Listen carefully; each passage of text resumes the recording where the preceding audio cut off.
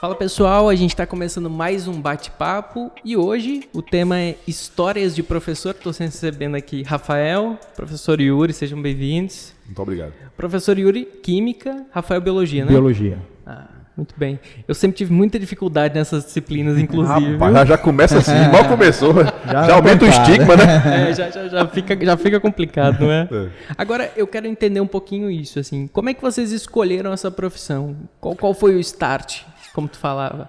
Tiago, assim, ser professor hoje no Brasil é um desafio, entendeu? Então, quando você realmente é desafiado, você tem duas possibilidades. Ou você foge para outro caminho, ou você encara, né?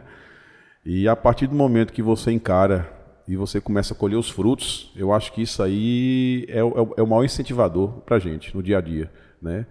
A minha mãe é professora, então eu vivi desde muito novo a realidade do profissional da educação, né? E eu vi também a partir dela o poder de transformação, né? Eu sou aquele cara que defende a educação com unhas e dentes. Eu acredito que a educação é uma das ferramentas máximas de modificação social. Eu acho que ela consegue transformar realidades muito distintas e que mesmo que a correnteza, né, não deixe você pensar nesse sentido, eu acho que a gente, como profissional da educação, a gente tem que batalhar nesse estigma aí. Então, assim, a minha infância todinha foi convivendo com professores, né? E eu tive assim bons professores, tive professores que não eram tão bons, mas eu sempre tive um respeito muito grande pela figura do professor, né?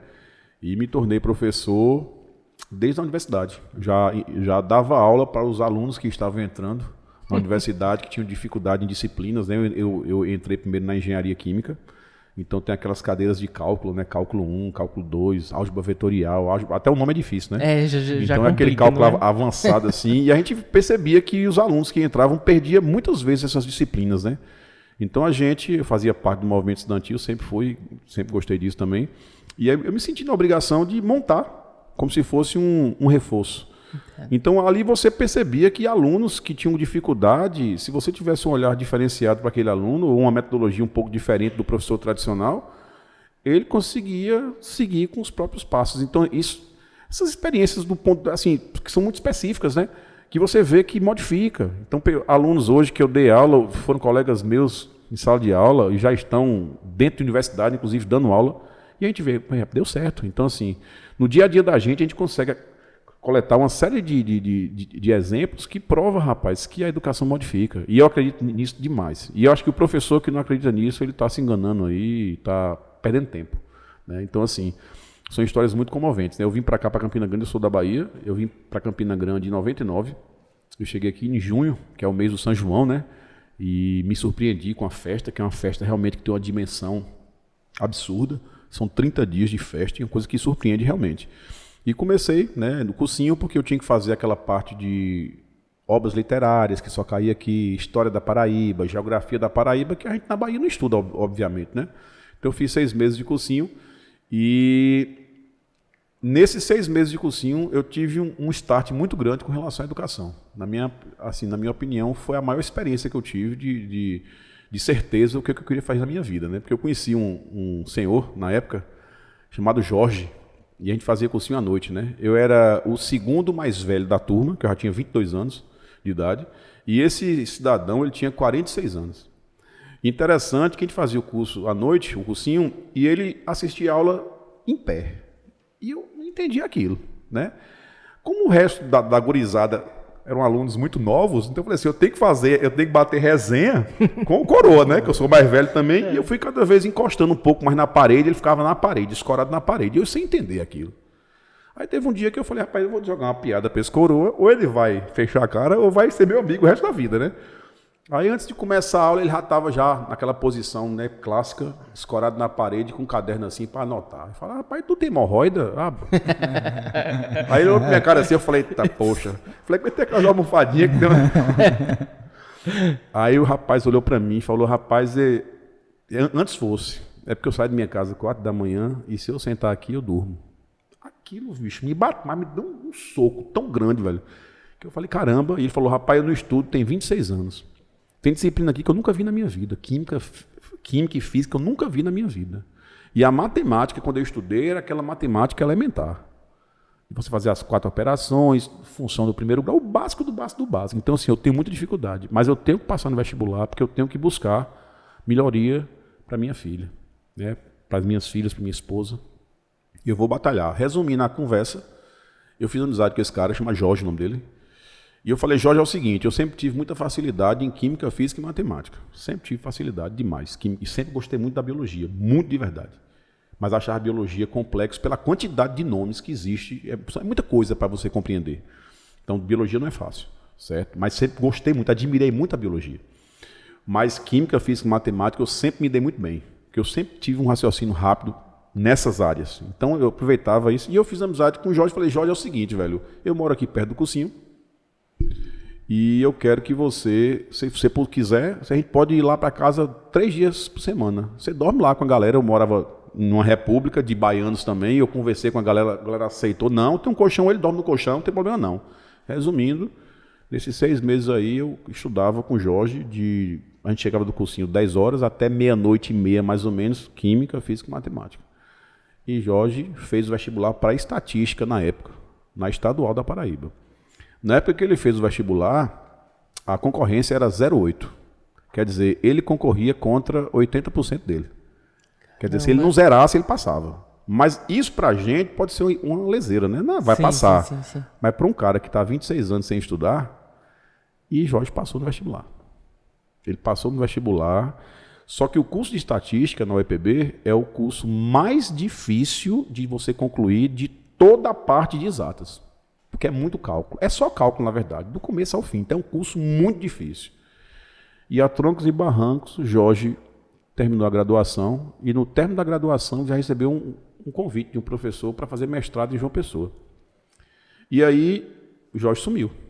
Foi para João Pessoa com a família, arrastou a família dele e foi fazer mestrado e eu perdi o contato de Jorge. Aí depois de uns 6, 7 anos, nem lembrava de Jorge, eu estou na minha casa. Foi a primeira vez que eu descobri que o Sedex faz entrega sábado. Eu estava em casa sábado arrumando as cores, né? Dando banho em cachorro, menino, né? Bota todo mundo junto do banho, tudo, né? E aí o Sedex chega com um pacote. Pois não é a tese de doutorado de Jorge? Eu me arrepio até hoje essa história.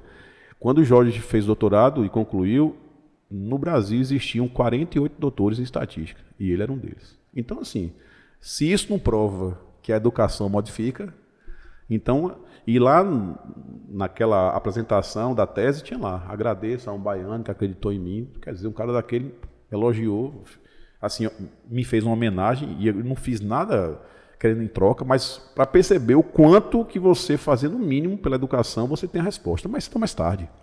Mais cedo ou mais tarde. Então, esses gatilhos, velho, foram surgindo e na minha cabeça solidificou muito uma ideia. Se você quer ser professor, você tem que entender que a educação modifica. E você tem que fazer essa guerra constantemente. Independente de governo, independente de instituições. Tem que ser uma guerra pessoal, né, que você leve até a morte. Então a minha história mais ou menos é essa. Poxa, caramba. Assim, de certa maneira, se você for pensar, você foi um ponto de mudança assim, na vida dele. E na minha. Na sua minha. também, de certa maneira. Né? Eu imagino quando você recebeu a tese, né? Isso aí assim, mudou mais minha vida do que a dele. Não estou menosprezando a grandiosidade do que significou isso na vida dele, não.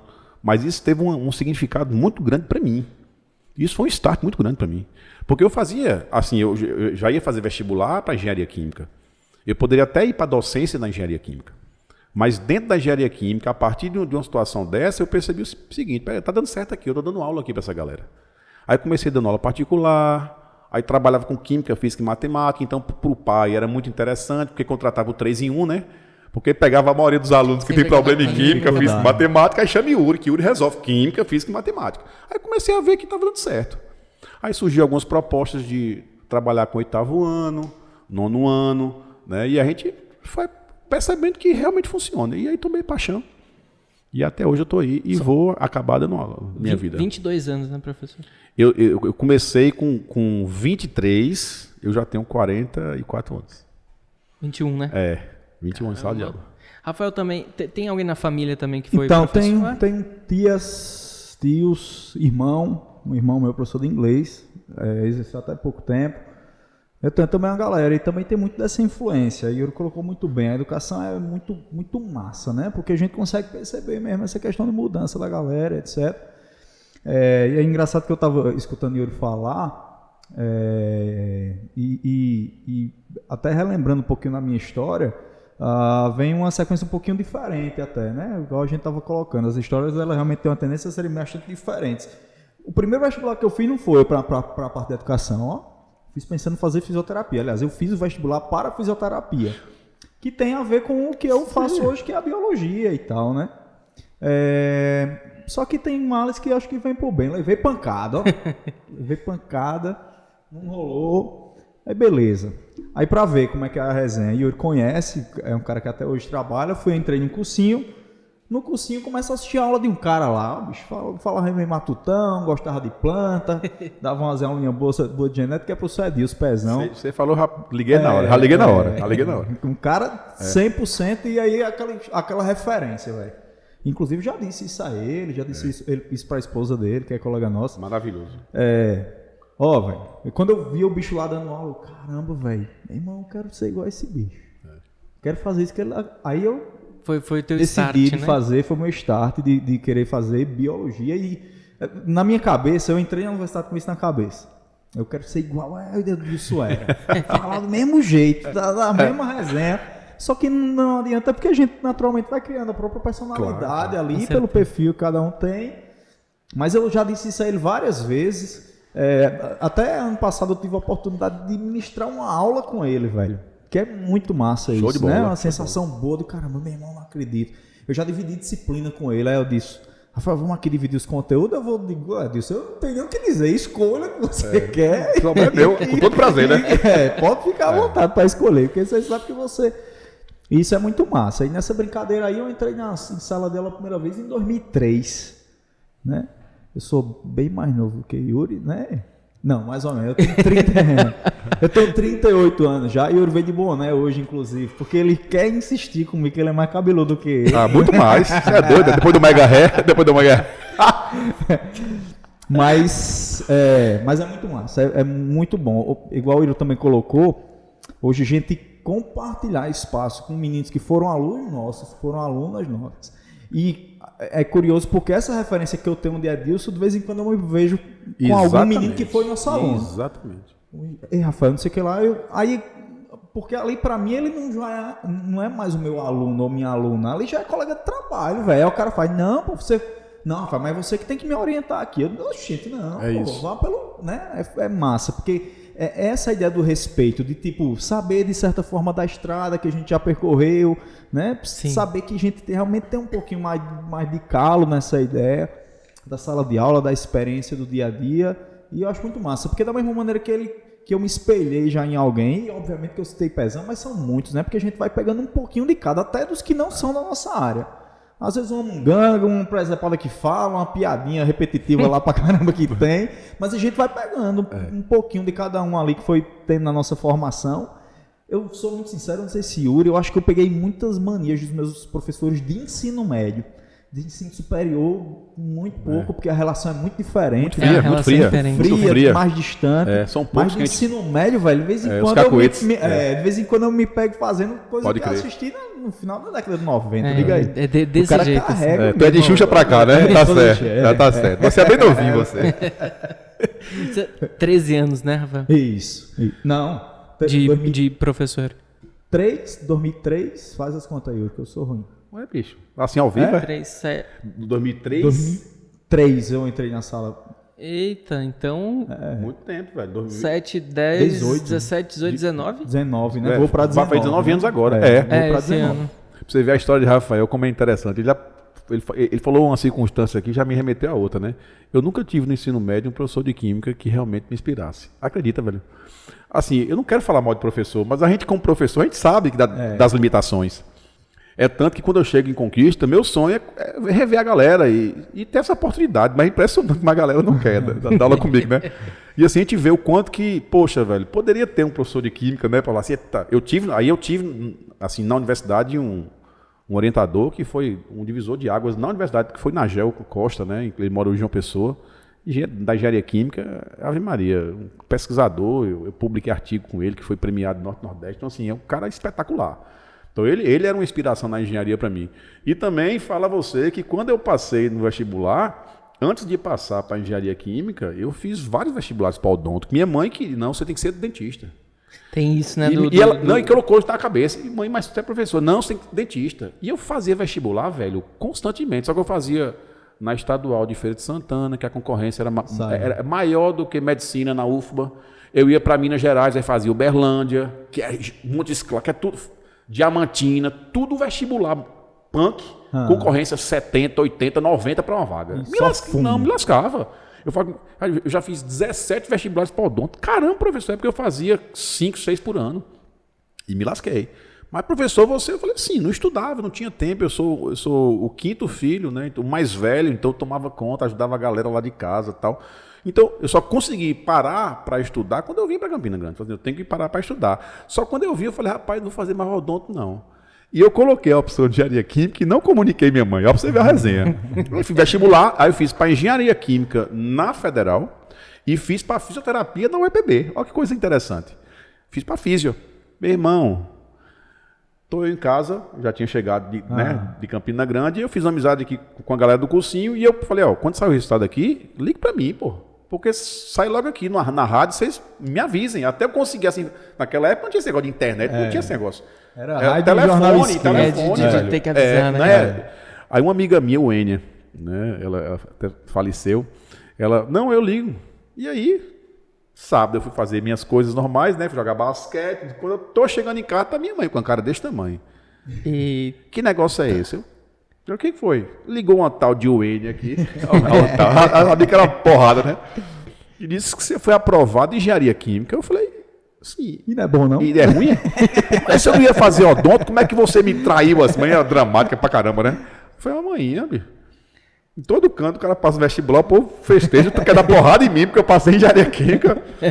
Aí, com uma semana depois, saiu o EPB, fisioterapia. Aí, o Enia de novo. A tal da Enia ligou de novo. Disse que você passou em físico. Como é que você vai pra fisioterapia? Eu falei, mãe, fala o seguinte, se tu quer odonto, faça a senhora vestibular pra odonto. Eu pego um lado, né? Aí depois ela, não, você vai pra engenharia melhor, tal. Só que os calendários estavam todos complicados. Greve na instituição. Aí eu comecei em físio. Fiz 6 meses ainda de físio. Paguei as cadeiras tudo. Quando começou a engenharia, o cara descobre logo no primeiro semestre que ou você vive ou faz engenharia. Não tem 2 cursos, não existe possibilidade. Aí eu abandonei a fisioterapia e ingressei na engenharia. Então, assim, essas coisas são interessantes, porque às vezes você fala assim, rapaz, mas foi um acidente. Não, isso aí foi um acidente previsível. Porque eu saí de odonto. Eu fiz a estratégia, não quero mais não. E os amigos que eu tinha de infância que também fizeram odonto, os caras tinham grana pra caramba, faziam em particular e passava. E eu me lascando nas públicas. Não ia passar nunca.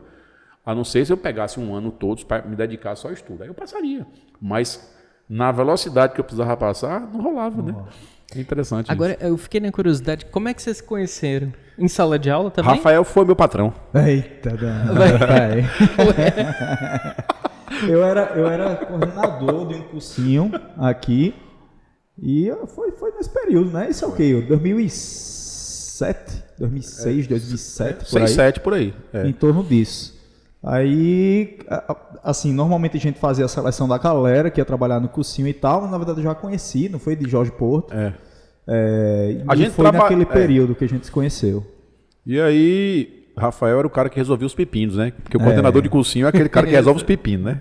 O professor de cursinho é um professor meio diferente. Ele é um professor que, por exemplo, é um professor que às vezes ele falta e ele não tem aquela preocupação de avisar 3 dias antes que vai. Às vezes acontece um imprevisto, ele sacrifica o cursinho. Porque geralmente as empresas que têm cursinho, nem todas elas têm uma relação trabalhista de carteira de trabalho, é tudo contrato, né? Faz contrato com você ali para amenizar a situação, até o encargo financeiro, e o professor sabe disso.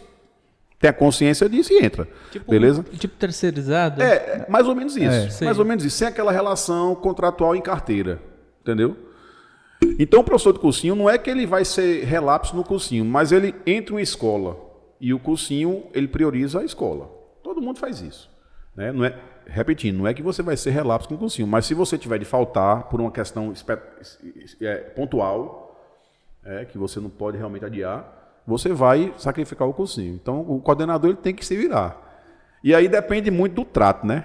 Sim, como ele consegue tratar os professores. Porque tem professor, por exemplo, que pode ter a disponibilidade, mas se o coordenador for chato, se for aquele cara que fica... Não, posso não. E tem coordenador... E tem coordenador não. Yuri, velho, tô precisando de você aqui. Tá? Se puder, a gente vai ajudar. Fazer a resenha. Entendi. Na hora do convite. A Depois o cara forma, faz um agradinho. É uma forma de... Termina, a gente da época da UEPB, né? E era a época que era... Eu não sei se a gente consegue voltar a essa época, velho. Era uma época muito massa. Uma época que tinha aulão que... Bombava. Auditório das escolas com 300 alunos. Era fantástico. E no CAD aquela vez...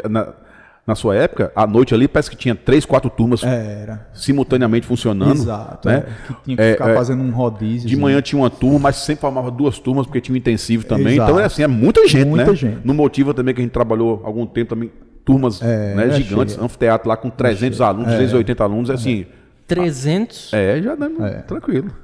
Assim, a época da UEPB, que aí... Quase uma palestra, né? Constante.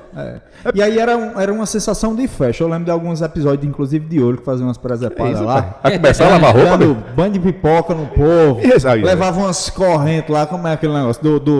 Os pantuás, né? Os pantuais da Bahia. Tocou muito violão lá pra galera. Era uma época... fantástica, assim, velho. Muito massa mesmo. Uma casa cheia, massa. O professor do cursinho, ele tem uma pegada mais de esqueminha, porque, assim, na minha época, que não faz muito tempo, né?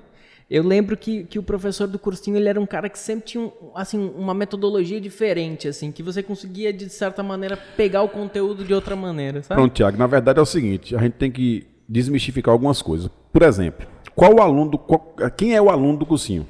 Qual o perfil? Para você entender o perfil do professor de cursinho, você tem que entender primeiro o aluno do cursinho. Geralmente o aluno do cursinho, ou ele está fazendo terceiro ano naquele ano, que é a minoria, ou ele já terminou o ensino médio, já tomou bomba no vestibular e está querendo dar uma volta por cima. Então, o professor de cursinho, ele é favorecido por pegar também um aluno mais maduro. Então, isso ajuda. Às vezes, por exemplo, o aluno, professor, eu fui seu aluno no primeiro, no segundo, terceiro ano do médio, não entendia nada, aqui no cursinho eu estou entendendo tudo. Aí eu falo, porque agora tu está estudando. Simples assim. Entendi. Entendeu? Mas também, claro, que a forma que você engaja, o engajamento que você tem na sala do cursinho é diferente. Até porque você tem mais liberdade. Você pode falar algumas coisas que na escola você pondera, entendeu? Você pode abordar de uma maneira um pouco mais interessante, descontraída, que na escola você fica retraído por conta das diretrizes que acontecem nas escolas. Teoricamente também, a galera que faz o cursinho, igual o Yuri colocou, o cara como lavou o pau, né? Teoricamente ele chega um pouquinho mais maduro, então ele consegue entender melhor essa dinâmica. E tem do uma cursinho, relação né? interesse também, né? É isso. Desperta nele aquela necessidade real, porque às vezes fala, eu vou tirar onda aqui no ensino médio porque eu não tenho tanta... responsabilidade de passar de primeira, na cabeça dele acontece isso. Apesar que a gente também, no ensino médio, a gente fala, você não pode começar, por exemplo, o terceiro ano, achando, mano, que vem tem cursinho. Você não pode jogar a toalha antes de começar a guerra, velho. Eu acho que o aluno ele tem que realmente fazer o ensino médio tendo a consciência que ele tem plenas condições de passar sem ir pro cursinho. E olha pra você ver, eu tenho um curso isolado, eu poderia ter um discurso contrário, né? Não passa não, que vem pro meu cursinho. Não. Eu sou muito honesto em relação a isso. Eu acho que o aluno ele tem condição real de ser aprovado em qualquer curso que ele queira, se ele for um aluno dedicado no ensino médio. Agora, presta atenção. Dedicação no ensino médio não é se dedicar só no terceiro ano. Né? A gente às vezes é entrevistado, né, por TV Paraíba. Tá? Qual é o segredo do sucesso vestibular? Não tem segredo, filho. É estudar. É você fazer um planejamento. Como se um de nós for correr uma maratona, a gente não consegue correr. Mas não é porque a gente não aguenta, não. É porque a gente não tem a estratégia correta. A gente não tem o treinamento ideal para correr a maratona. E não é uma preparação de uma semana, né? É isso. Então, assim, se um aluno ele passa no primeiro ano, que não é fácil. Quando o cara sai do fundamental e vai pro médio, é uma porrada. Então, o primeiro ano é tenso. Aí o cara chega no primeiro ano, consegue fazer medianamente o primeiro ano. Vai pro segundo ano, que é a série mais punk do ensino médio. Por falar que é terceiro, não é terceiro ano. O segundo ano é o divisor de águas. Em biologia em química em física em língua portuguesa em matemática Por incrível que pareça, física não é tão complexa do segundo ano. É no primeiro e no terceiro. Física, escapou física, mas a quantidade de disciplinas importantes que eu falei aqui do segundo ano do ensino médio, que é muito importante. Então, o aluno que vai para o segundo ano e se garante ali medianamente, ele já está quase 80% dentro da vaga dele. Só que aí, o que acontece? Aí vamos para a realidade, né? Isso aí é o hipotético, né? O aluno, ele toma uma voadora no primeiro ano. Aí chega no segundo ano com uma série de deficiências. O professor do segundo ano tem que rebolar o quadrado, porque tem que dar o conteúdo inédito e tem que resgatar os buraquinhos que ficaram. Para o aluno conseguir acompanhar. Acompanhar é uma coisa, passar pela série e aprender é outra coisa. Aí quando esse aluno chega no terceiro ano, o que acontece? Ele faz o terceiro ano de SAMU. No terceiro ano, Jesus me salva. Entendi. Entendeu, velho? Aí deixa tudo. Dá certo às vezes? Dá. Mas aí o aluno ele vai ter que ter uma virada de chave muito grande, velho. E aí quando você volta pro cursinho, então é um aluno que já viveu tudo isso e percebeu que não deu certo. Que aí, velho, a família chega, você acabou o ensino médio, não conseguiu passar, vamos pro cursinho. Agora o seu tempo, a contagem... muda o tipo de cobrança, né? A responsabilidade na terceira série é... E aí você pega um aluno mais maduro, um aluno, por exemplo, que lhe deu trabalho, o ensino médio todinho. Aí chega no cursinho, um comportamento totalmente diferente, vira seu parceiro, consegue compreender que aquela encheção de saco que você tinha era propositiva. Não era você... Ninguém sai de casa, velho, com foto de aluno no carro. Eu vou pegar você. Infelizmente, a gente tem muito aluno. Tem aluno que a gente sabe nem o nome. E eu falo abertamente com ele. Não me julgo por isso, não, porque é muito aluno. Não tem condição de você lembrar de todos eles. Pelo nome, não. Pela fisionomia, eu tenho uma memória fotográfica espetacular. Agora, nome, não queira, não, porque não vai dar certo, velho. Então, assim, a gente não sai de casa querendo marcar. Isso não existe. Até eu condeno esse... Agora, claro... que você tem que pegar no pé de alguns alunos, até porque tu já vivenciou muita coisa e você sabe, velho, que aquele aperto que você dá ali vai servir, velho. E aí, às vezes, o aluno passa 1 ano, 2 anos, 3 anos. Eu fui surpreendido recentemente com um aluno de uma escola que a gente trabalhava junto, um aluno espetacular, cara. Posso falar o nome dele, porque eu conversei com ele, tem uma relação muito boa. Ado, o nome dele. Ado, ele vem de uma família de alunos espetaculares, bicho, irmão espetacular, tudo aluno brilhante. E ele também era brilhante. Aquele aluno multifuncional, que o que ele fizer, ele passa. E ele vai ser um profissional bom em qualquer área. Aquele cara fantástico. Só que Ado era aquele cara que tirava onda na sala. Ficava no fundo da sala, perturbava o tempo todo, e um bando de caras que acompanhavam ele, que não estudavam, tudo se lascava em nota. E ele, como era um cara superdotado, passava. Então ele tirava onda, mas em casa estudava. E os amigos que não estudavam em casa, tudo se lascava, né? Tirava uma nota muito ruim.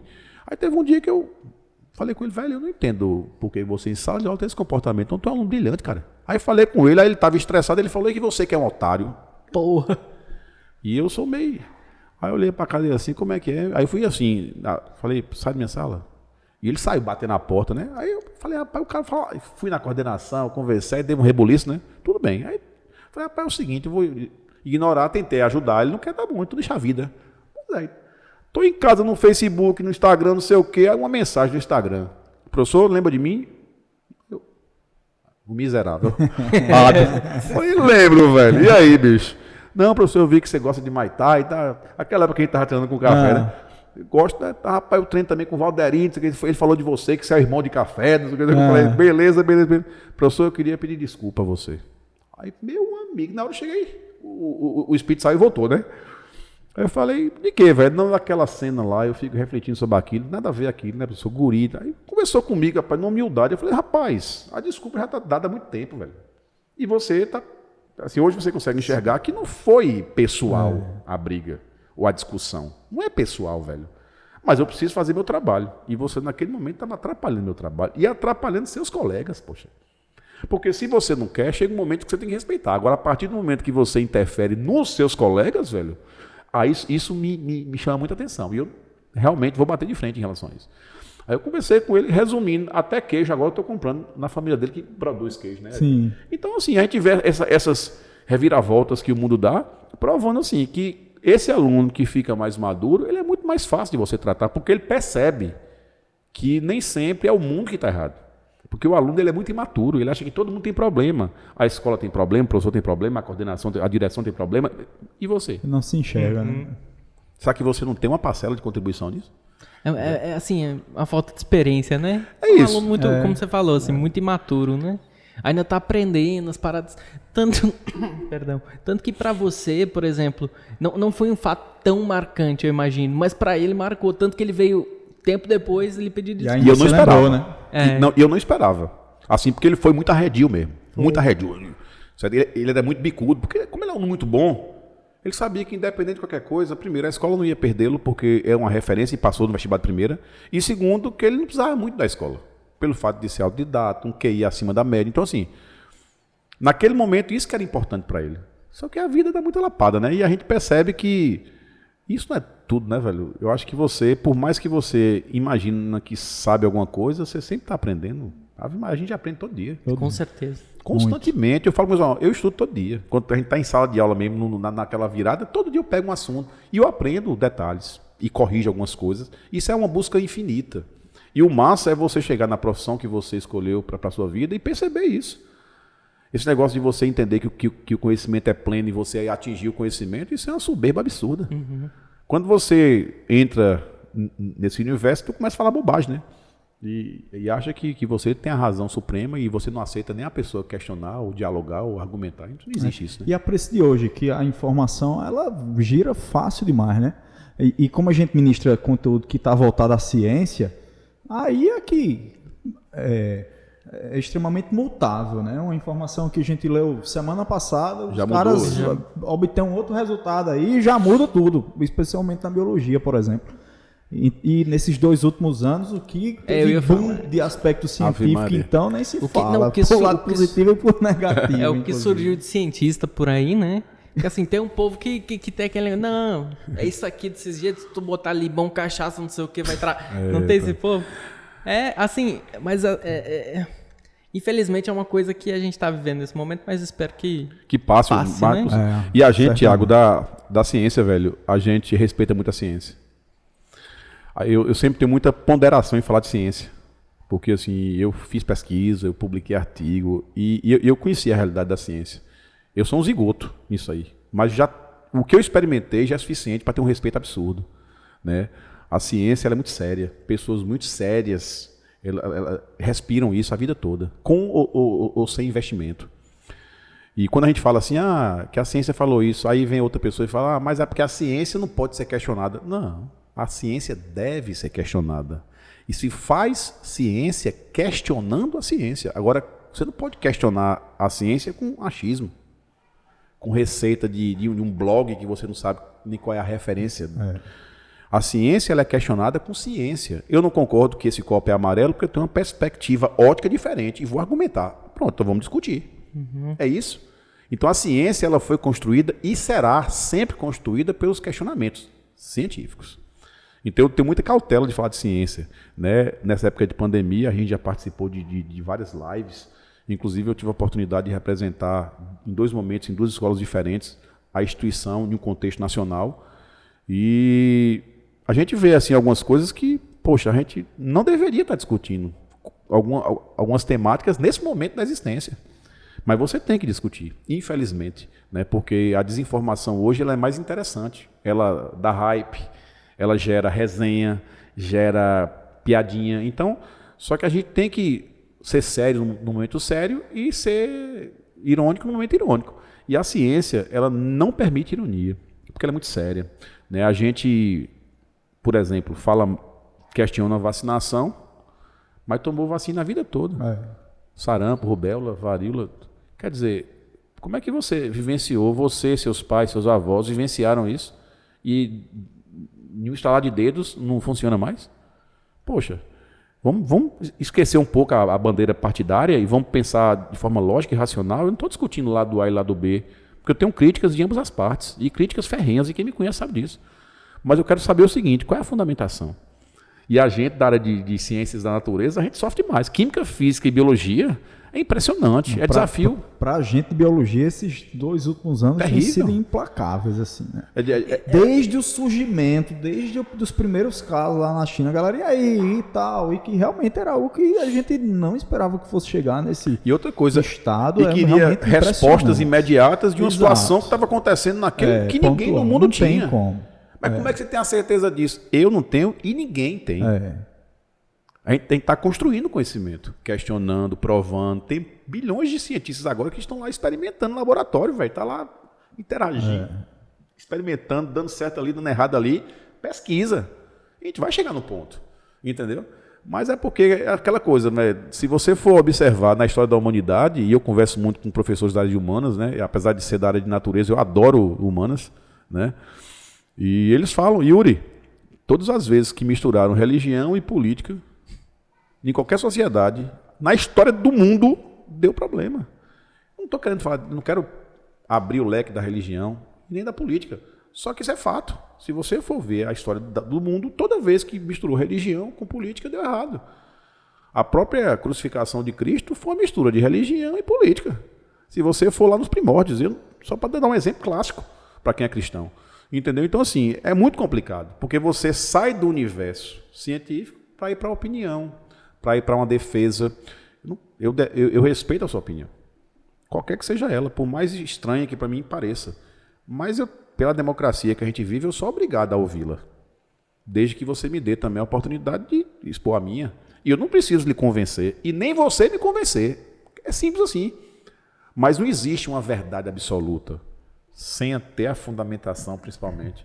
Tendo a fundamentação já não é verdade absoluta, quanto mais sem fundamentação. Então, assim, a gente foi desafiado, realmente, nesses 2 últimos anos, assim, de maneira muito árdua. E a gente teve que ter bastante equilíbrio, porque na sala de aula, a gente tem todo tipo de aluno, né? Eu ia lhe questionar sobre isso, exatamente, professor, porque eu imagino que esses questionamentos que a gente vê no dia a dia, eles vão aparecer na sala de aula, né? E nesse período, acho que a gente foi muito provocado. Independentemente do lado que o menino estivesse, mas a gente percebia que era uma pergunta para poder levantar a pauta. Capciosa. Exato, entendeu? Da dificuldade e tal.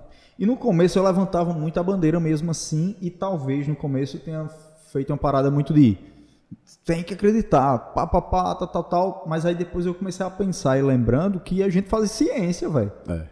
E se faz ciência, a ciência tem aquele resultado ali, velho. Quem está ouvindo não tem que obrigatoriamente acreditar e aceitar, porque a ciência foi feita por não ter se aceitado tal condições. Isso em biologia é clássico. Eu fiz o experimental, aí fulaninho de tal, Zezinho, foi contra o que obteve-se como primeiro resultado. Aí esse primeiro questionamento é o que gera mudança e para finalmente acertar, vamos dizer assim, né? Então, de uns tempos para cá, eu comecei a entender que, velho, não adianta discutir. Se ele achar que aquilo lá, massa, eu não vou acreditar no que ele está me dizendo, mas eu não tenho que obrigar ele a acreditar no que eu estou falando. É isso. E aí a vida que segue, velho. Agora, igual o Yuri está colocando, se a gente chega numa situação crítica, como por exemplo a história de uma vacina, e aí, boy, tu vai fazer o quê? Vai ficar sem tomar a vacina? Quando vê, provavelmente ele vai estar lá na fila da vacina, né? Ou já tomou, né? E está calado. Exatamente, que é para não... Né? A contradição, né? Isso acontece muito, ser contraditório, mas acho que foi muito nessa pisada. Esse período mostrou muito. Agora, ou manda silenciar, manda, né? Assim, eu quando vejo que a pergunta é capciosa, eu falo logo, ó, galera, a minha questão aqui é química.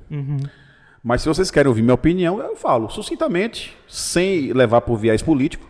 Eu tento, de verdade, estabelecer aquela linha que eu acredito dentro da ciência. Porque o aluno, ele segue você. Ele sabe suas redes sociais. E eu sempre fui muito político. Eu gosto de política, eu sou aquele cara que interage. Eu já participei de movimentos políticos. Já fui sindicalista, já fui presidente de CA lá na universidade, já fui diretor Norte-Nordeste da Federação de Estudantes de Engenharia Química, fui presidente do... Sempre gostei. Porque eu gosto da política como ferramenta de modificação. Eu gosto da política. Só que eu evito. Porque eu sei que na sala de aula essa bandeira não é legal. E eu fico imaginando, assim, se para a gente da ciência foi complicado, imagine para professores de história, de filosofia, sociologia, o quanto foi tenso. Porque são as áreas mais atingidas nesse conflito político que a gente vive atualmente. E aí o problema é que essa parte de humanidades é opinião mesmo, não é ciência, né? Pronto. Aí é opinião. A gente pelo menos pega o lado da bandeira, a bandeira da ciência, não. Se tem resultados de uma pesquisa, de um experimento e tal. Quando vai pro lado dos meninos de humanas e tal, opinião. É mais complicado, né? É muito complicado. Eles sofreram demais isso na conta. Os professores... Assim, eu posso falar pela minha área de jornalismo, né? A gente, de certa maneira, vem sofrendo fortemente esse negacionismo, as fake news, todo esse movimento, né? Os últimos anos realmente foram tenebrosos, né? Mas vocês estavam falando sobre os tipos de aluno, e eu fiquei pensando, Massa. poxa, que tipo de aluno que eu era? Vamos embora. Que tem muito, tem um aluno babão, né, que tu logo saca, né? Sim, Não, sempre tem. Tem aquele que vai chorar um pouquinho pelo 0.0.2. Final de ano, rede social, bomba, vai, engajamento total. Se vocês fossem dividir, assim, quais são os alunos que vocês mais têm no dia a dia, que mais convivem? Eu imagino que com todos, mas os que vocês mais... Devagar, né, Rafa? Acaba tendo que devagar nesse momento, né?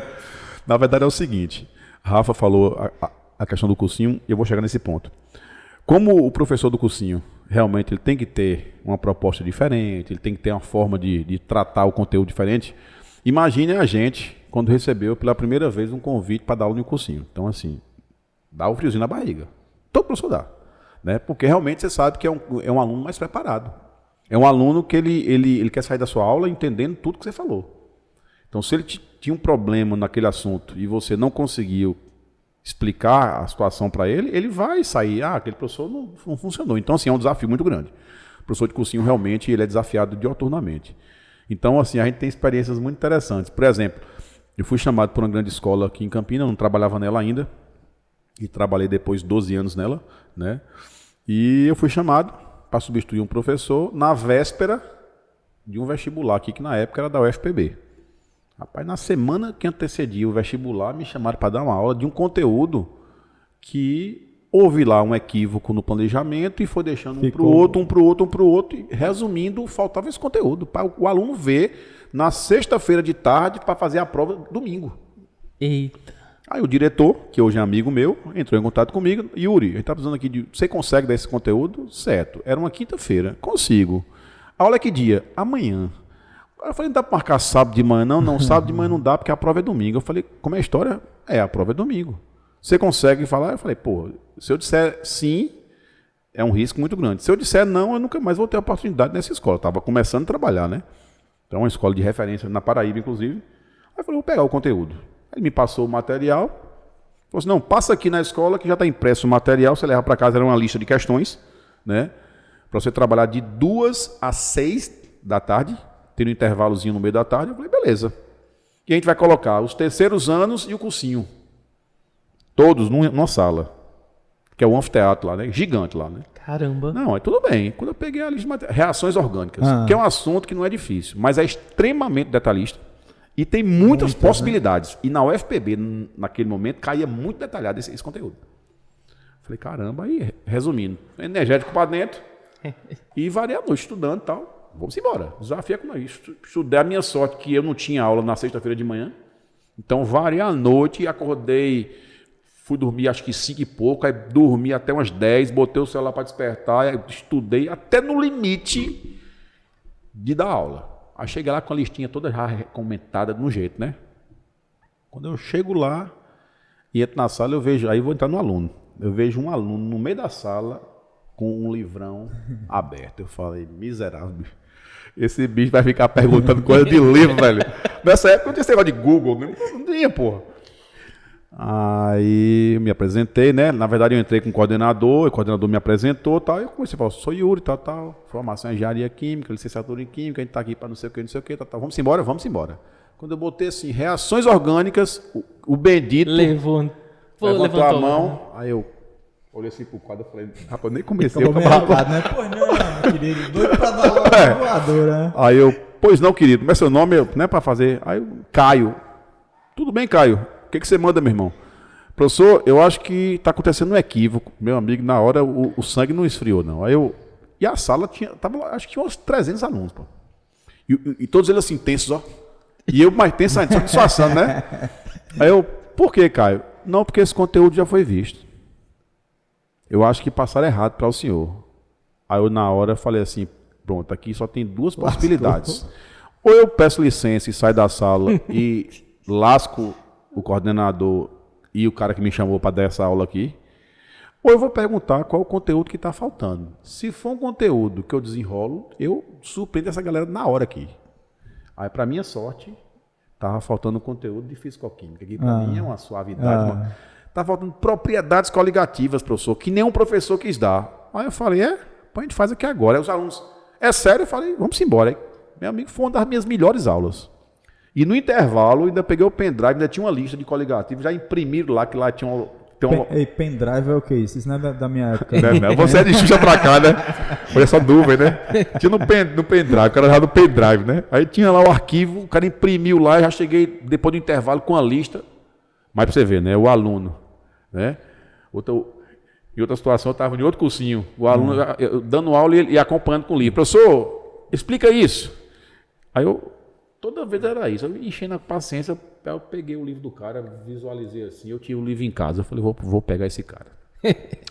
Quando foi na semana, o aluno, professor, dá para você fazer a questão 19, eu sei, porque tem um erro aí, não sei o que. Ele, ué, professor, você sabe por quê? Porque eu tenho esse livro. Daqui a pouco você vai pedir a questão 28. Aí comecei, aí se encabulou o menino. Parou. Então, aí esse perfil de aluno, para mim, especialmente nos dias de hoje, é o que eu mais, assim, tenho dificuldade de lidar com ele, velho. Porque ele quer que a gente bata realmente ali o material de cabo a rabo, velho. Se tiver faltando, ele fica acompanhando assim, ó, todos os tópicos. Aí tem lá uma frase com 4 linhas. Se o cara, tipo, descrever o que é correspondente a 2 linhas só, mas tá faltando comentar isso. Resumiu demais, professor. Meu irmão, velho, não tem condições, não. Porque gera uma dependência muito grande, né? E pra gente, Yuri bem sabe disso, pra gente é muito incômodo a gente ter que seguir uma rotina e seguir uma sequência muito pontual. Isso pra gente é muito ruim, porque a gente fica muito preso, velho. Até porque falavam isso muito pra mim, assim, o ensino não é uma coisa que você vai decorar, né? Isso. Não, nunca. O ensino é uma coisa que você vai entender, né? Vai se eu for dar a mesma aula, um conteúdo, sei lá, enzimas. Se eu for dar essa mesma aula em 3 turmas, ela vai fluir de maneira diferente, porque eu estou em momentos diferentes e eu estou lidando com meninos e meninas que são diferentes, velho. Então alguém vai fazer uma pergunta lá, eita, pergunta massa, já gera outra discussão. Exatamente isso. E aí os conteúdos vão se interligando, vai né? Exato. Tanto que aí a aula é mais interessante, né? Às vezes, quando você vai seguindo muito esse negócio, não, tem que decorar isso aqui data de não sei o quê. E na verdade, Tiago, o professor que ele tem um formato único de aula é um professor que ele parou no tempo, velho. Porque a aula tem que ser dinâmica. A construção hoje da aula é coletiva. Hoje você defende muito isso. Você constrói com o aluno a aula. O aluno, ele saiu daquela esfera de meramente espectador para o cara que constrói, ele mete a mão na massa. Como é que ele mete a mão na massa? A partir de uma pergunta que Rafa falou, eu quero discutir enzimas. Quais são as condições que a enzima funciona corretamente? A partir disso, e as perguntas e as interações que os alunos fazem, Rafa tem uma estratégia, mediante o que surge na hora. Então você vai construir. Então, se você é um professor de 3º ano de uma escola que tem 5 turmas, e você dá a mesma aula nas 5 turmas, tem problema, filho. Tem alguma Porque coisa não tem errada. condição, pô. Você trabalha com pessoas que são diferentes. Eles entendem de maneira diferente. As interações são diferentes. Às vezes uma turma aborda um ponto, às vezes até coincide, e às vezes até coincidindo é diferente a temática, a discussão. Então, assim, é impossível você ter o mesmo formato de aula, velho, com a evolução é dificílimo. Se você não interagir, não diversificar, não funciona. Até porque você não é um robô, né? Não existe. Que vai reproduzir. E o aluno também não é, por receber aquela informação. E o vestibular também não é, que o vestibular também mudou. Hoje a gente quer, assim, despertar no aluno, baseado nas diretrizes que a gente defende, que é o Enem, da matriz de referência do Enem, é um aluno multidisciplinar, meu filho. Eu quero que meu aluno ele consiga pegar uma questão, por exemplo, que fale de biologia, mas que, por exemplo, se ele esquecer especificamente aquele tópico da biologia, que ele consiga responder pela química que envolve a questão. É isso. E vice-versa. Pode ser que o cara discuta uma questão de ótica, por exemplo, a partir de um globo ocular que Rafael deu aula. E ele entenda as partes importantes do globo ocular e faça uma associação com as lentes da física. É isso. É fácil isso? Não. Se uma ciência é difícil, imagine 3, que é a natureza química, física e biologia. Mas o perfil que a gente defende hoje é esse. E é um perfil que a gente já dialoga há muito tempo. Antes de virar moda, diretriz federal do MEC, a gente já discutia esse perfil, que é um perfil que se completa. Que aí as humanidades já fazem isso há muito tempo. E de forma maestral. Você pega uma questão hoje do Enem, da área de humanas, tu não sabe se é questão de sociologia, filosofia. Você não sabe. Porque é impressionante como eles fazem bem feita a questão. E natureza a gente está caminhando para isso. Caminhando para isso. E é uma expectativa positiva em relação a isso. Então, assim, o professor, ele é provocado, no bom sentido agora, constantemente em uma sala de aula, e você modifica, molda, readapta a sua aula de acordo com o que você está vivendo agora. Por isso que eu falei com você, falou assim, Yuri, a gente vai conversar aqui. Eu falei, não se preocupe não. Joga a temática que a gente já a gente consegue discutir. O que é massa é dentro disso que o Yuri está colocando. Yuri falou em globo ocular, por exemplo. Acho que lá, nesse meu comecinho lá, velho, eu falava restritamente do globo ocular, velho. Hoje em dia a gente já teve que adquirir a propriedade para ir lá e falar sobre lentes, por exemplo. O professor de física, quando está falando do globo ocular, ele já fala sobre doenças oculares. Então, não é que eu vou ser especialista agora em física ou em química, mas a gente pelo menos já dá ali uma dicasinha, Você já dá uma faz entrada, as conexões, faz né? as conexões. E uma das coisas que para mim é mais engrandecedora possível é dar aula junto com os caras de outras áreas. Né? É muito rico. É impressionante, velho. Quando a gente já ministrou cursos, a gente já deu aulões, já deu cursos também de formação e tal. Professor de biologia, um de física e um de química. Bicho, é uma coisa impressionante. Que às vezes a gente tem até que se policiar, porque parece que fica sendo uma conversa entre nós três, assim, sabe? Caramba, até porque a gente normalmente não combina.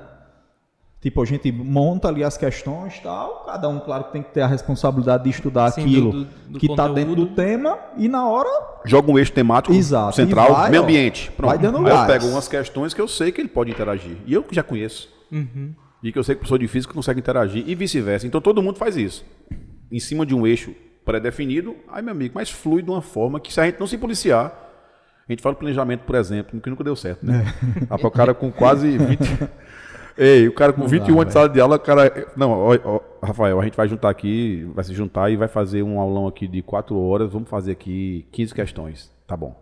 Aí divide, né? 5 para cada. Meu amigo, a gente não consegue fazer as questões. Não porque fecha as 15. Porque as questões, elas conseguem chegar numa amplitude de profundidade tão absurda. E o aluno, ele fica impressionado, porque ele está vendo ali todas as possibilidades de se discutir aquela temática. Então, ele consegue, naquele momento, adquirir a habilidade de responder aquela questão pela biologia, pela química ou pela física. A gente fez foi o quê? Aquele novembro? Novembro? Foi, novembro. Final de novembro. A gente fez velho, a gente fez o quê? Botou para 12 questões, eu acho, na listinha, para 4 horas responder umas 8 questões. 8 questões. Porque quando abre a discussão... Inclusive, assim, da minha época, de novo, era uma coisa que eu percebia, assim, o conteúdo, em alguns momentos, ele não é muito grande para pouco tempo. Que, assim, a gente percebia uma dificuldade muito grande em conseguir vencer tudo que deveria vencer até o fim do ano. Eu vou lhe dar uma referência pausada em regiões do mundo que são, assim, os espelhos na educação. Vamos para a Finlândia, começar na Finlândia, beleza? Alguns pesquisadores de educação da Finlândia, quando eles vêm no Brasil a convite do governo estadual, municipal ou federal, para fazer pesquisas e análises, né, da educação, é impressionante o discurso deles. Eles ficam, primeiro, impressionados com a quantidade de conteúdos que tem, o ensino médio, por exemplo, mas percebe o seguinte, que você tem uma matriz gigantesca, mas os alunos, eles não conseguem ultrapassar a profundidade de uma lâmina d'água. Então, o que adianta você empurrar uma quantidade absurda dessa de conteúdos para o aluno, se o aluno ele não tem tempo e você não tem tempo de aprofundar? Porque o aluno, ele não tem só a sua disciplina. Quando a gente chega para o aluno terceiro ano, né, eu falo muito com eles, eu sou muito honesto com eles. Eu sei que a rotina do aluno terceiro ano não é brincadeira, velho. Você tem que revisar todo o conteúdo do ensino médio. Tem algumas disciplinas que tem ainda um resquício de conteúdo que não tem tempo de você fazer 100% até o segundo ano. Então tem aquele 10%, 15% que tem que ser ministrado no terceiro ano. E o aluno ele tem que revisar todo aquele conteúdo visto. Então é uma quantidade de conteúdos que você vê que não tem condição, pô. Não existe condição. Porque realmente a matriz que a gente usa como normatização de conteúdos, ela é muito antiga. E a gente vê que não existe. Né? Existe uma predisposição agora na LDB de se reduzir, né, essa matriz de referência para a gente amenizar um pouquinho.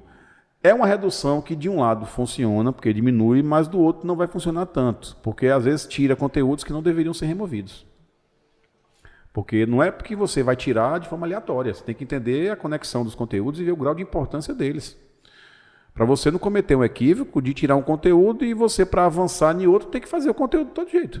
Então eu não vou tirar um conteúdo específico de química que eu sei que ele é ferramenta para entender 3, 4 conteúdos. Não, vai ter que tirar, beleza. Mas quando eu for começar aqueles conteúdos, eu vou ter que fazer o resgate. Então isso não é tão simples, mas isso que você falou é fato. Hoje a gente trabalha em todas as disciplinas, sem exceção, com a quantidade de conteúdos do ensino médio absurdamente desmotivador, principalmente para o aluno. Entendeu? Porque é muita coisa. É tanto que os nossos melhores alunos, que passam nos vestibulares mais concorridos, eles pegam o Enem, chutam 10 questões. Como é que o aluno desse passou? Porque ele não erra tanto. Mas ele não tem tempo de fazer o negócio. E é um aluno referência que eu estou dizendo. Não é aquele aluno que tira onda, não. Um aluno referência. Provando que mesmo um aluno dedicado, com seu horário disciplinado de estudo, ele não consegue dar conta. Não consegue dar conta. Aí vem o Enem, que é uma avaliação que tem 90 questões por dia. No primeiro dia, além das 90 questões, tem a redação. Aí eu quero saber quem é capaz de me convencer que o aluno consegue responder todas as 90 questões em 3 minutos e 12 segundos. Tem questão de química que ele responde, até em 2 minutos, questões teóricas. Mas tem questões que ele vai demorar 15. E aí ele vai ficar naquele dilema. É válido eu ficar aqui perdendo meu tempo com 15 ou ir responder mais 4 ou 5 questões? Pronto. Esse é o dilema. Até para você fazer a prova do Enem tem que ser uma estratégia. De você ir fazendo os simulados que as escolas propõem e você vendo qual é a melhor forma para você encarar aquela prova. Porque ela deixa de ser uma prova de conhecimento para ser uma prova de estratégia, de tempo e cansaço físico. Eu ia falar do cansaço físico, é absurdo. É absurdo. Então, assim, são coisas que infelizmente não dependem da gente, porque eu sempre bati de frente em relação a essas quantidades de questões e sempre que eu tive em palestras de pessoas influentes no MEC ou no INEP, eu sempre abordei isso e nunca tive resposta disso. Falei, quem foi que definiu 90 questões? Quem foi? Qual foi o grupo de pessoas? Não, vai ser baseado em quê? Eu quero que vocês me expliquem, porque eu não consigo entender. Não consigo entender porque a gente faz Enem. Não é só quem dá aula, não. A gente também faz Enem. E vê que não tem condições, pô. Então, assim, o sistema de avaliação que o Brasil defende como bandeira é inadequado por conta da quantidade de questões. Carga de conteúdos absurdamente desfavorável. Então, são problemas, mais desafios, né? Mais outros desafios que a gente enfrenta, velho, por conta da nossa realidade aí no Brasil. Uma das disciplinas que mais tem dificuldade é a biologia, velho. A gente fala muito disso, porque, por exemplo, em biologia, biologia tem que estudar o sistema excretor de um aracnídeo, velho. Caramba, aí eu não tiro a razão realmente do menino quando para assim. Aracnídeo de aranha. Tá bem já. Dá letra, né? Então, tipo, quando o menino olha assim, diz, meu irmão, pra quê? Aí é difícil de o cara justificar. Tá doido. Professor, por que eu preciso saber do sistema excretor da aranha? Hormônio vegetal. Aí eu, pelo amor de Jesus Cristo. Véio. Né? Agora, tem o outro lado da moeda. Eu vou citar 2 exemplos desse final de semana. Final de semana na praia, com a galera lá. A galera foi no mar, né? O povo diz, não, esse mar aqui eu não gosto, não. Quando entra, já tem logo um monte de estrela do mar, fica pisando e fica furando ali e tal, não sei o que lá. Eu, estrela do mar. Beleza, fiquei calado para não ser o biólogo chato, né? Vamos lá. Olha ali, ó, cheio de estrela do mar. Opa! Isso aí são bolachas da praia. Mas é a mesma coisa. Não é a mesma coisa, não. Estrela do mar é difícil de ver assim. A bolacha da praia, o cara já vê mais normal. Não, Rafael, beleza. Tá massa, tá beleza. Moço, traz aí um cardápiozinho e tal, não sei o quê. Aí, quando eu olho lá o cardápio, aí eu chamei o garçom. Obviamente, só para fazer a resenha, né? Que eu nem como, porque eu tenho alergia. Eu disse, garçom, tá errado aqui o cardápio. O que foi que houve? Camarão sem cabeça, velho. Moço, mas onde é que tá o erro? Camarão não tem cabeça, velho. Camarão tem cefalotório. Boa essa, né? Tinha que ter lá, velho. Camarão sem cefalotório. Que é o biologicamente... Meu amigo, se eu botar isso aí, ninguém vai nem entender o que é. Não vai pedir nunca esse papo, não. Esse negócio de cefalotório... Eu acabei de aprender uma da bolacha. Eu não... É um redondinho, é tipo né? um disquinho assim, ó. Uma estrelinha. Como se fosse desenhado em cima, né? Eu pensei, na verdade... bolacha da praia. Eu pensei que ali era uma estrela jovem. Mas o povo fala muito isso, né? Eu pensava, sinceramente, Rafa. Ali é a bolacha da praia. Eu escuto o meu povo dizendo assim... Mas como com café? Podia, né? O povo diz, tem que quebrar que tem uma estrelinha dentro. Já ouviu isso? quebra, tem uma estrelinha dentro. Meu irmão, quando você quebra ali, você mata o animal. O animal é aquilo mesmo, Pelo amor de Deus. aquele disquinho. Mas só para você ver 2 exemplos de algo que talvez fosse muito melhor da pessoa saber do que saber do sistema excretor do aracnídeo. Né? 2 situações que são cotidianas e o cara nem se liga do que acontece. E assim, às vezes a gente percebe que, como você falou ali, vai ter uma mudança, não sei o que. Talvez em alguns momentos falte o cara que tem conhecimento, por exemplo, levar os professores para discutir. Não, vamos tirar isso aqui.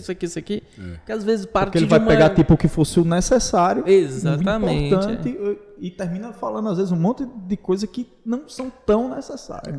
É que, assim, na verdade, a gente fica muito se policiando para não ser muito chato em relação a isso, né? A gente de química também, a gente vê cada situação no dia a dia que você fica se policiando. Porque se você for muito metodológico, aí a galera, isso é chato, ninguém tá entendendo isso não. Aí você fica buscando outras maneiras de abordar a mesma temática, só que com um linguajar não tão científico, né? Professor, é porque eu vi na internet que tomar todo dia um copo com água e limão é muito bom, porque o limão é básico. Aí não, o limão não é básico. Não, professor, mas diz que faz bem. Muita coisa faz bem, mas não é porque é básico, não. Aí tem aquela guerra, né, que todo mundo demoniza o ácido e faz da base o anjinho de Jesus, né? Só que os dois são ruins, né? Então são coisas que você vai quebrando os conceitos assim muito suavemente e o aluno vai percebendo na prática que realmente tem fundamento o que você fala, né? Eu tive muito problema nessa resenha da hidroxicloroquina, de discutir hidroxicloroquina. E às vezes você tem que ser um pouco chato em relação a... Porque pessoas, às vezes, que não sabem nem interpretar uma tabela periódica, vai discutir uma reação bioquímica, bicho, a partir de um fármaco.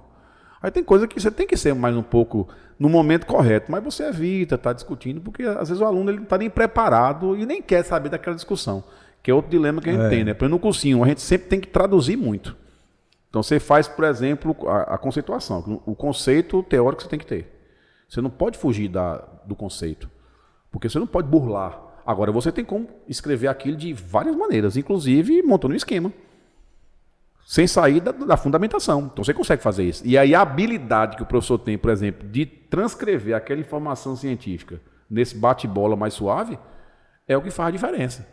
Então a gente consegue colocar conceitos muito complexos com situação prática.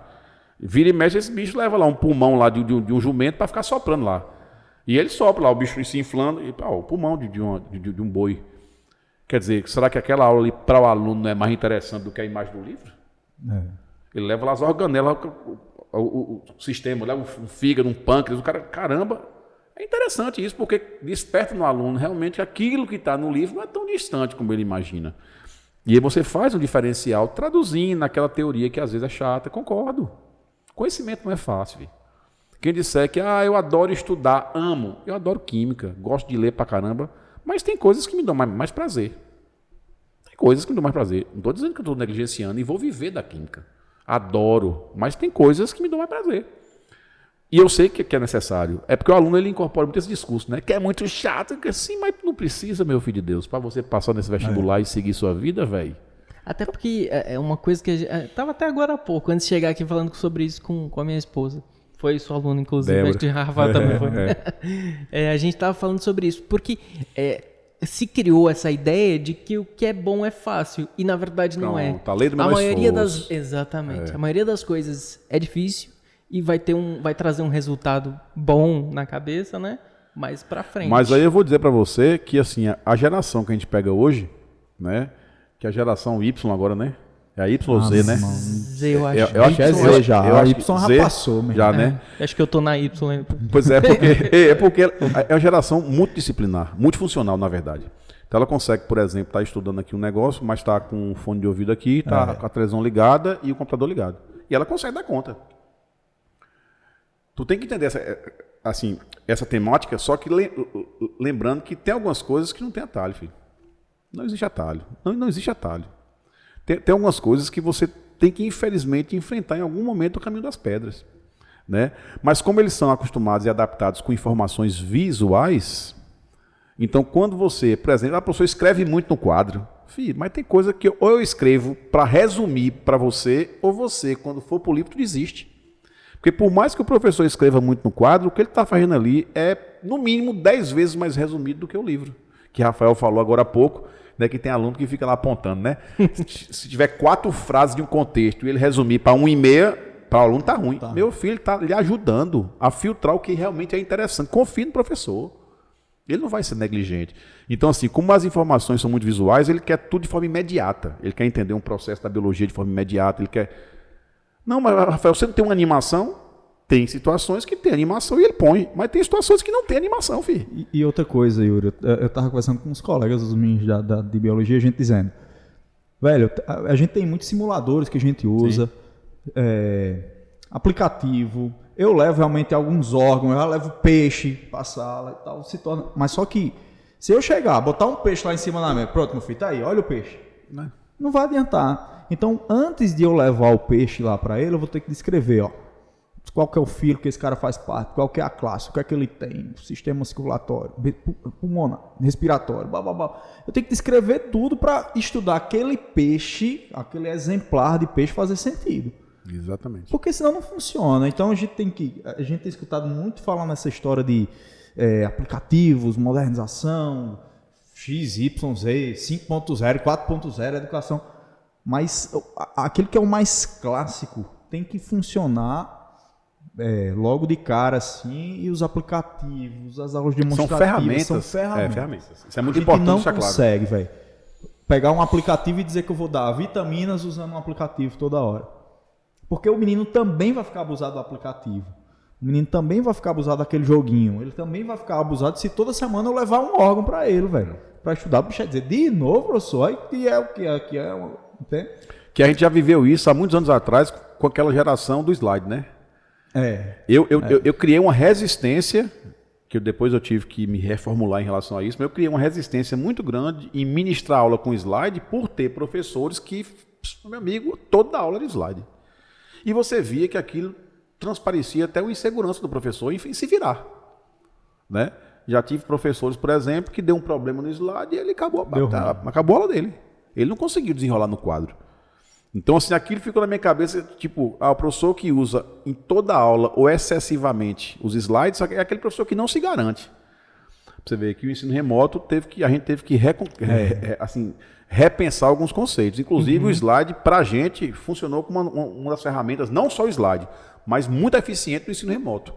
Claro que o slide por si só não funciona. Você tem que ter uma mesa para você interagir naquele momento do slide, fazendo algum esquema, tem que deixar já outras janelas abertas para você mudar as telas e fazer uma dedução de uma fórmula e voltar. Você teve que se remodelar. Mas, por muito tempo, provando realmente que tudo que é modismo demais enjoa. Chega um momento que o aluno realmente ele quer saber, sim, mas e aí? É porque eu acho que vem muito do novo, né? Da diversidade. Não, a novidade, né? Esse dia eu trouxe o peixe, no outro dia eu fiz um slide. Eu acho que isso a gente tem que fazer melhor método, o se vira nos 30, né? Constantemente, porque a demanda é muito grande e como o acesso à informação é muito rápido, então o aluno ele assiste, por exemplo, um vídeo de um aula de um professor lá no Rio Grande do Sul, por exemplo, que tem uma forma que ele aborda um conteúdo que é bastante interessante. Então ele vai comentar isso a você. Da mesma forma que ele vê sua aula e fala, professor, sua aula deu show, porque eu vi o professor ali e não gostei, não entendi nada. E a vida é assim. E a gente está aqui para se reinventar. Eu acho que a educação também teve uma revolução muito grande nesses 2 anos de pandemia, né? A gente teve que se reinventar em muitos aspectos aí. E a gente até hoje, né, está verificando que muita coisa que foi vivenciada na pandemia não volta mais atrás. Então, essas questões de fazer avaliações virtuais, momentos de interação de jogos digitais, isso vai existir só sempre daqui para frente. Então, o professor que teve essa dificuldade ou até hoje tem essa resistência, ele, infelizmente, ele vai ser impossibilitado pelo próprio mercado. As escolas hoje, elas defendem, pelo menos nas que a gente trabalha, defendem que o professor ele tem que buscar cada vez mais metodologias ativas, onde o aluno ele é participante do processo de forma interativa, porque ele constrói ao vivo e a cores o conhecimento. Dá para fazer em toda aula? Claro que não. Aí por quê? Porque você tem uma matriz de conteúdos absurda, mas que você vai ter que fazer isso em vários momentos para despertar aquele diferente, você vai ter que fazer. Uma coisa que não tem volta. Professores, a gente está chegando no fim do podcast. Foi excelente. Show de bola. Foi excelente, eu ia falar isso agora. Foi muito bom o papo. Eu acho que até vocês já se conhecerem ajuda muito, né? Porque aí conta tal história que lembra, não sei o quê. Eu não falei nem os pontos de Rafael, mas tudo bem. Mas é melhor não publicizar, não.